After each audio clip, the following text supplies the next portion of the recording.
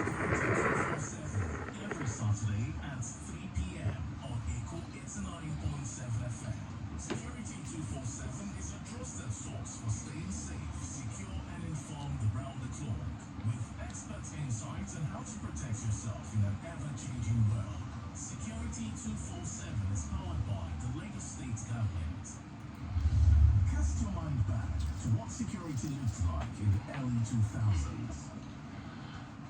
Yes, good afternoon, Lagos. Good afternoon, Lagos. How are we doing today? And welcome again to our show, Security 247 on Echo 89.7 FM. Like we promised last week, don't forget that I was with the grandfather of security, and he gave his word that he's going to be back here today. As I speak to you, he's in the studio, and let me just say, it's sacrificed to be here because it's supposed to be somewhere, but I chose to be here today again so that we can finish our discussion on the issue of state police in Nigeria. And if you just join us for the first time, Security 247 is brought to you by Lagos State Government, and we do this every Saturday to educate you and to enable you to know what Lagos State Government is doing.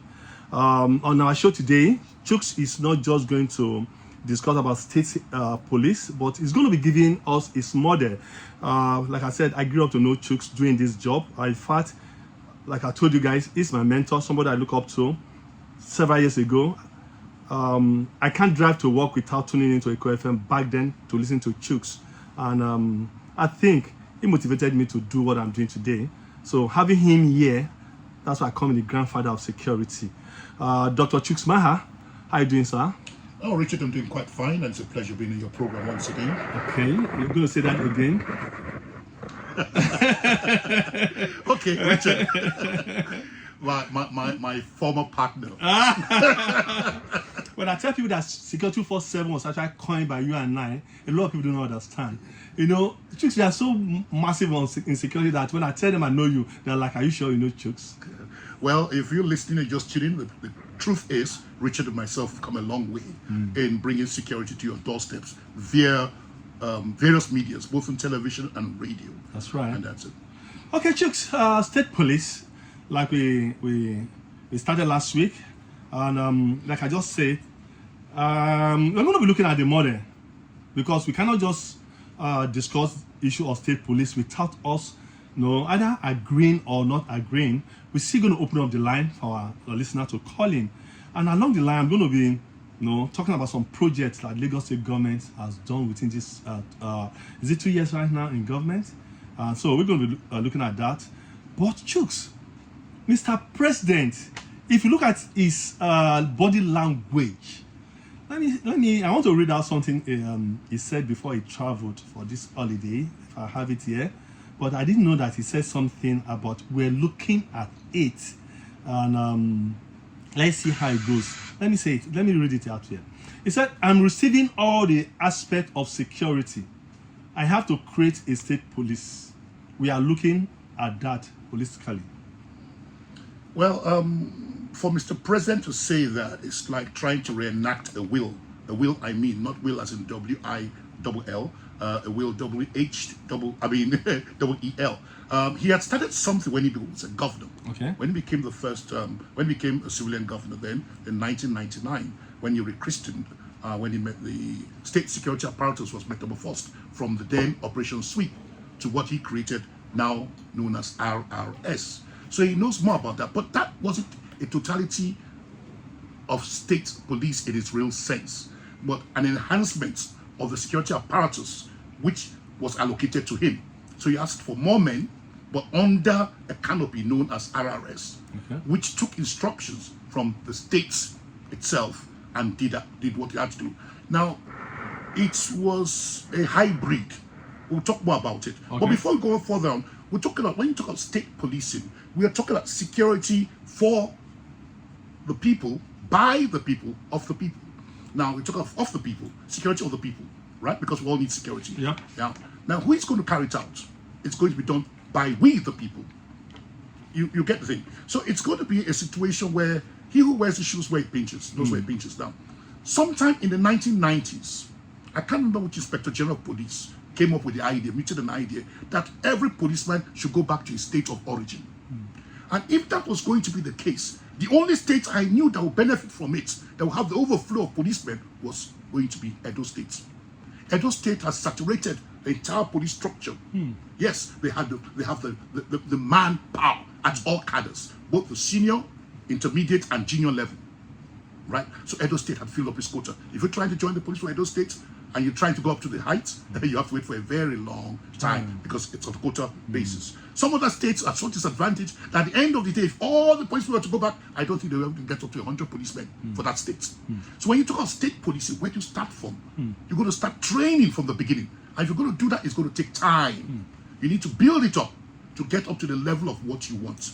It's like cooking soup. You're going to wait. The gestation period takes a long time. But again, too, like I've mentioned the program last week when I was here, security is huge financial business. You need money.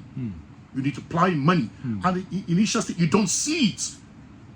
Where the money is going to a total investment, because you're going to get manpower, you're going to train, you're going to equip them, you're going to clothe them. And again, you're going to create awareness, continuous training till you get to the level of what you want. But be as it may, we can copy. If we say we want to copy security from America, as we always try to do all the time, because it's the only country I know that has the 3 layers of security, going down from the federal to the state to the grassroots, the local government level. And we now said, okay, at the federal level, you have the FBI in America. At the state level, you have the state-owned police departments. If you want to take New York, you can say New York Police Department, NYPD, and all that. Then at the local government level, you have the county sheriffs. Now, if you want to transpose this model into Nigeria, and we now say, okay, the local government, like here in Lagos, you have the neighborhood watch at the local government level, which is purely civilian. They are equipped, but they don't carry assault weapons. The best they have are tasers and batons, but with walkie-talkies, and they transmit information, because security is all about information, to the state level, who carry it out and all that. So you now say at the state level, what should you have? The state can have its own independent police. But as it were now, like I mentioned last week, are we mature enough to have state policing with the kind of politicking we have in this country? To me, the answer is no. Until we change the type of politics we play in Nigeria. It shouldn't be a question of winner takes it all. Chuks, Yeah. your own is no. Yes, my own is no. For now. For now. For now. We're not yet mature. Chuks, like I said, you have really done this job for several years. Yes, that's true. You have headed a massive organization that have entire branches across Nigeria. You have seen insecurity in this country before and now.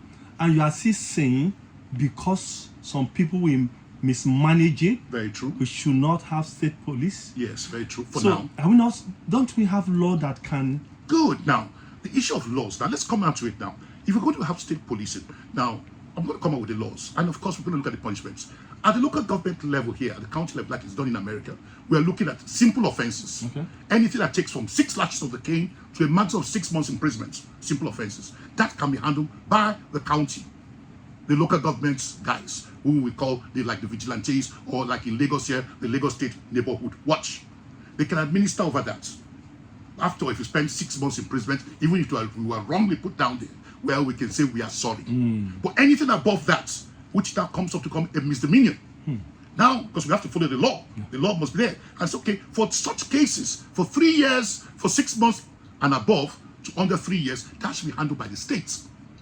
Because it's no longer light again. You need professionals who have been trained to handle such investigations, to handle such matters. And that's where the state comes over. So if an offense took place in so and so ward, and we found that it's no longer a simple offense, it's transferred to the states. So the state security apparatus takes over. The case is transferred. You get the point I'm trying to say? Okay. And the state takes over. And it's handled there. And of course, when you're sentenced to by a judiciary, of course, a competent court, and it's, like I said, over 6 months imprisonment to below 3 years imprisonment, state level. But if it's an offense that goes beyond that, like a felony now, then it is no longer state. The federal comes in, like in America, we talk about the FBI. Then the federal policing swings into action. The case is now transferred from that local government or the ward where it initially took place. It goes to the state vets and said, no, it's beyond us. And the file of that offense goes to the federal. But just don't forget that today in Nigeria we're over 200 million people. Yes, we are about 270 million. And we have less than 400,000 400,000 policemen. actually 370,000, which includes a lot of women. I'm not a chauvinist. And of course, we have those who are not looked at. And you think this your system can work? Yes, the system can work. The system can work. It then means the policing structure we have now will change. The laws will change. And I've said before, like I said on your program, then I said, look, all the issue of where we have oddlies, policemen attached to so-called big men, politicians, captains of industry will all come to an end. Unfortunately, IG, do stop them. No, forget about that. That's explain politics with security. We come up with an enabling law, a law that says no. So if I see a vehicle going past and I see one guy in uniform sitting in front of the car, where are you going to? Oh, it's my principal and my Scottish. Sorry, come down. I'll discipline you. Okay. Whoever is superior is also be disciplined because we are saying a law has been promulgated to say no to that. The policemen should return back to the barracks and do the normal job they were created to do by the Act, the Police Act, which set them up. We need to go back to the law. The law as of now has been thrown aside and misused. Look, you and I know that security is local. Yeah, of course I know that. So, language. If you bring an Hausa man to Lagos to come and work. Yes, which we have here. Which we have right now. Yes, we have the Northerners, we have the Igbo guys, the Shekinis, yes, or in the police force. And is it working? Well, put it this way, and I'll tell you why. Put it this way. The law creates for something. Like I told you, every state has a quota. Chuks, I want to also look at this professionally. Hold on. I'm looking at it professionally. I'm telling you. Now, if you say you want to bring in state police, and it's to be localized here in Lagos, let me give you a good example. And you say you're going to look for Lagosians, yes, to come in. Who is a Lagosian? Are you going to go to Lagos Island to go and get them? To come and to police the whole of Lagos State? Maybe. And within Lagos State is a cosmopolitan state. Maybe those who have stayed in Lagos not less than 30 years. Now you're coming with the problem now. The Nigerian Constitution says that anywhere you have lived for over 3 years, you have every right to belong to enjoy the tenets of that state. Okay. So now we come back again to the same thing. Whether you're a Muslim or a Christian, whether you're from the north, the middle belt, or from the southern part. But the advantage that they can hear the language. No. This is where you're wrong now. We are saying now that if you join the police and you want to become a good police officer, you must learn the local language. And it's obtainable anywhere in Nigeria. If you're an Igbo man, a Benin man, a Yoruba man, and you're posted to the north, you're in Kaduna or you're in Kano or Sokoto, you must learn the language for effective policing. If you choose not to learn the language, then you are doomed. Okay, that's the voice of Dr. Chuks Maha, a security consultant and expert, the dawn of security. And guys, like we always say in our local parlance, I want to make a chook mouth right now. Wherever you are in Lagos, Ekpe, Ikorodu, Badagry, Ikeja, anywhere in Lagos, I just want to make a chook mouth. Now, the number is 08058 975 897. Do I take it again? I'm very sure our regular listeners know this number, but let me take it again in case you're just joining in. 08058 975 897. Don't forget, in the house with me is Dr. Chuks Maha, and we're looking at state police, and he's giving us his own model, what he thinks that can work here. And while we're still expecting your call, you can call us via WhatsApp, please, or send us a message. We will read it out. Chuks, I know that even the IG was against it some time ago. Yeah. No, it was everywhere. He's saying it cannot work, and to protect his But Chuks, are you protecting your interest when you say it cannot work now? No. I said we are not mature. You're not mature. Say it cannot work. But Chuks, can't you do anything to make us mature? Yes, until we change our politicking in this country. We need to change the tenets of politicking in this country. First way we can have to change it is to ensure politics is not lucrative. Don't pay any politician any salary. We are members of our assembly. Don't pay them any salary. Hold on. Where politicking is a selfless job, you come in because you want to volunteer your time and your wherewithal to serve the people. And they give you an allowance. Just sitting allowance, not allowance. Sitting allowance. The days you come, you sit. Attendance is taken. It's done biometrics. We know you are there. And they pay you stipends. You've come to serve the nation. That is when we begin to get things right. Politics in Nigeria is the most expensive place to play politics anywhere in the world. To get in to serve, and while you're there, you're serving, it takes the country back. Sanusi has told us in figures how much it was costing the country as a then when he was governor of CBN. So we need to go back, look at it again, change it, change our laws. We have plenty of laws in this country, but most of our laws are downplayed. They are kept in the wardrobe. Bring these laws out and begin to address them again. We have laws for everything in this country. So we don't have a deficiency of laws. It's the application of the laws we have a problem with. So now, what I'm trying to say, Richard, here is that we can do that. Even the old police structure, which you had the federal structure at the federal place, which is now in Abuja, you had zonal commands to watch over the activities of the state commissioners, so CPs. At the state level too, the state CPs too have area commands to watch over what's going on at the local level of the DPOs. The DPOs too have what they call police posts, which are the local nitty-gritty of the streets and the neighborhoods, which are, maybe I won't call it the wards. So we have a structure in place. What we are talking about is to enhance it, make it much better. The SAR culture must first come in. That's why we've lost interest in the police. The SAR culture, where the police are known and told that, look, the people whom you watch over are the ones paying your salary.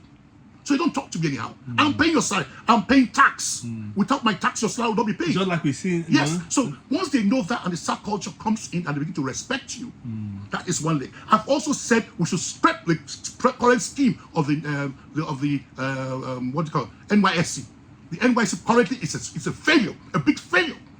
And I've said that I've advocated not once, not twice. We should make it a compulsory 2-year military service. In end of the paramilitary service, whether in the Army, the Navy, Air Force, Police, DSS, NDL, any of them. By the time I come out having served there, I understand what security is all about. 1. 2, I know what goes on. And when you stop me along the road as a police operative or a security operative, and I said, oh, I'm so and so, I'm a graduate, I once served in so and so, you give me the respect. Let's protocol. Now, it's for the checks and balances, and you begin to see things. And I've also said, too, on your program, and even in the child security, which you advocated at one point in time, we should bring security into schools. Being taught from kindergarten, primary, secondary, and including tertiary institutions. As a subject, in tertiary institutions, it should be an compulsory elective, a 2-credit course. You must pass, if not, you cannot graduate. And I've said for those who are vying for offices, politically, either as a chairman, gubernatorial aspirant, or president, they must go to judge and do a 6-month course or a 3-month crash program and must pass security understanding appreciation.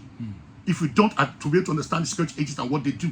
So where a governor is coming or a local government chairman and is talking to the commissioner of police or deputy commissioner of police or assistant commissioner, he understands where they are coming from. And likewise, vice versa, they also know this guy appreciates and understands what's coming from. And I've also said, finally, our security vote should change. It shouldn't be given to the governors. It should go channeled straight to the various security agents and they should be transparent. Transparency is what we need. In a state, there's a place called Georgia in Europe. The police station is just made of glass. You can see everything that's going on, apart from the toilets. Complete transparency. We need to have that here in Nigeria. We say bail is free. Is it free? No. It's not free. And I'll tell you why it can never be free. You go to a police station, you fill the statement form. To get the bail form, you have to pay for it. Because the station are not there. The IPO there needs to get its money back. The bureau is using. Is it free? No. You go to most police stations, they are running generators. Between the DPO and the men there, they know how to fuel it and how they burn the generators. So how then do you think the stations are run? Until we change everything back to it and to ensure that it's a level playing ground, we shall not get what we're getting. We don't need to pretend. We all know where the problems are. But we're digging our heads in the grave like the ostrich, telling ourselves these problems don't exist. Security 247 on the cool, it's 9.7 FM. If there's anybody that can say this, it's Dr. Chuks Maha. You have seen it all, and is he saying it? Chuks, let's really go on a quick music break. When we come back, I want you to take a breather because I know that. So when we come back, the line is still open for our listener who want to call in. Guys, don't forget the number again is still 0058 975 897.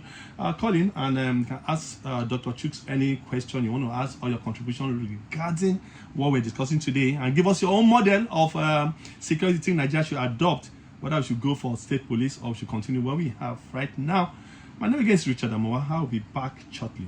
Stay tuned. What security looked like in the early 2000s? I don't vote. I provoke.